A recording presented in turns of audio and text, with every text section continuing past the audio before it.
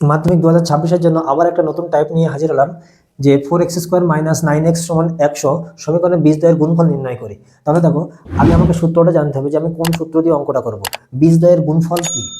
তাহলে অঙ্কটাকে করার জন্য আমাকে কি করতে হবে, বীজদ্বয়ের গুণফল সমান ধ্রুবক পদ বাই x² এর সহগ, এটাকে অনেক সময় সংক্ষেপে বলা হয় c/a। এবারে দেখো, এখান থেকে a, b এবং c টাকে আমাকে নির্বাচন করতে হবে। তাহলে অঙ্কটা দেখো কি আছে, 4x² - 9x = কত, 100। এইটাকে আমি দ্বিঘাত সমীকরণের আকারে যদি প্রকাশ করি, তাহলে দ্বিঘাত সমীকরণটা কি হবে, ax² + bx + c = 0। তাহলে এই আকারে কি এটা আছে, নেই। তাহলে এই আকারে আমাকে নিয়ে আসতে হবে।